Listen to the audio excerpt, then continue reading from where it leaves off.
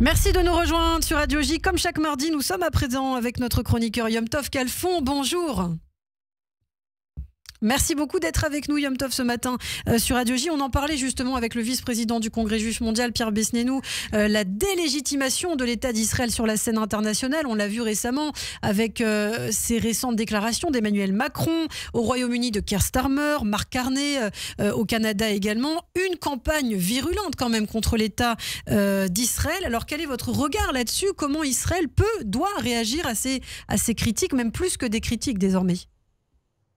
Oui, par rapport à cette campagne, ça ne fait pas doute que depuis le 7 octobre, c'est la campagne la plus virulente et Israël se trouve aujourd'hui face à des pressions qu'elle n'a pas connues depuis le début de la guerre, avec des menaces évidemment de remise en cause d'accords internationaux, d'accords de libre-échange. Donc on parle vraiment presque de sanctions économiques contre ce minuscule État d'Israël. Et donc la question est premièrement, comment Israël pourrait répondre? Je parle au niveau de l'explication.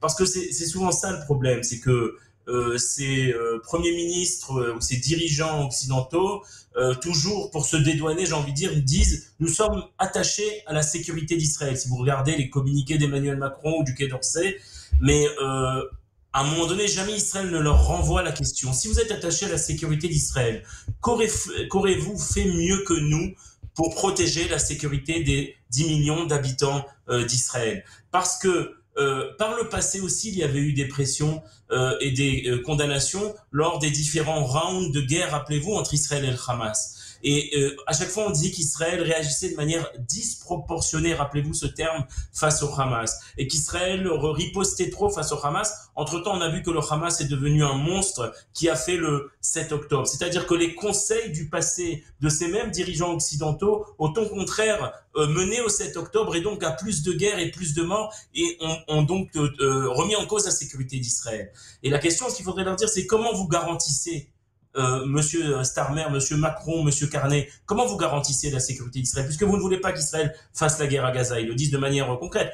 Dans le cas d'Emmanuel Macron, depuis le début de la guerre, il appelle au cessez-le-feu, à part un écart d'une fois où il a parlé d'une coalition internationale pour protéger Israël. Mais après, depuis fin octobre 2023, il appelle au cessez-le-feu, donc à ne pas faire la guerre contre le Hamas du tout.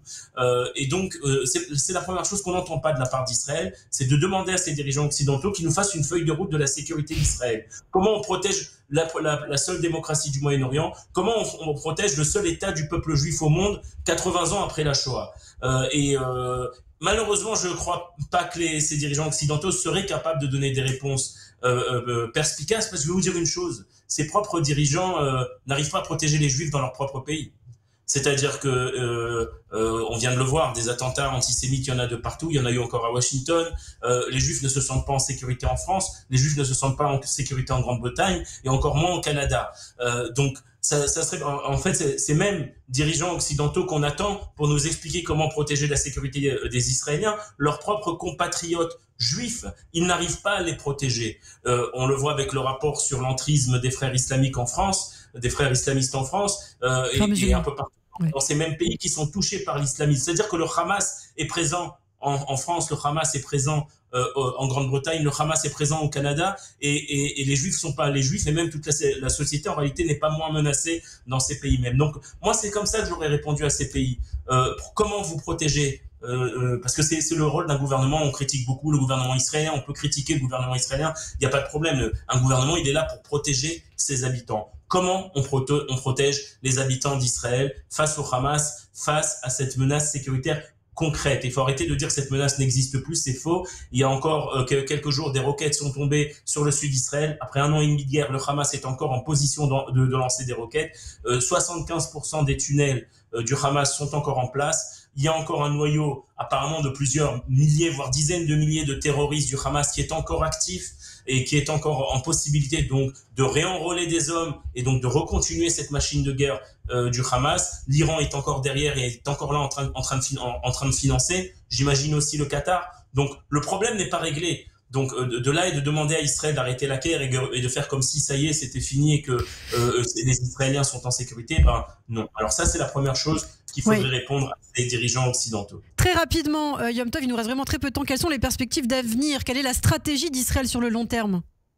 Alors ça c'est peut-être une critique sur le gouvernement israélien. C'est que peut-être que le gouvernement israélien ne parle pas assez clairement sur le long terme. C'est-à-dire que, c'est la critique qu'on fait souvent à Netanyahou, c'est qu'il navigue un petit peu à vue et à chaque fois ne parle pas du long terme. Comment voit-il les choses? Un jour ou l'autre, il y aura la fin de la guerre. Qu'est-ce qui se passera après? Et c'est peut-être là la critique qui est faite, et peut-être même de manière plus concrète. Alors, il y a en Israël des voix déjà qui parlent du fait que Netanyahou veulent s'accrocher au pouvoir à tout prix et donc prolonge la guerre à cause de cela. Il pourrait peut-être même faire prolonger la guerre jusqu'aux prochaines échéances électorales pour rester en place et peut-être repousser les élections, etc. Je crois que du côté, si on doit faire une critique du gouvernement israélien, ce qu'on attend du gouvernement israélien, c'est plus de visibilité par rapport à l'avenir, de parler de manière concrète, peut-être de donner des dates butoirs ou en tout cas des périodes pour que on arrête ces peurs qui pourraient exister, qui existent dans l'opposition israélienne ici et qui sont relayées évidemment à l'international sur la suite de l'après-guerre. Merci beaucoup Yom Tov Khalfon, merci pour cet éclairage ce matin, on vous retrouve avec grand plaisir. Alors après les fêtes de Shavuot, puisque mardi prochain il n'y aura pas d'antenne, très bonne fête à vous, à bientôt.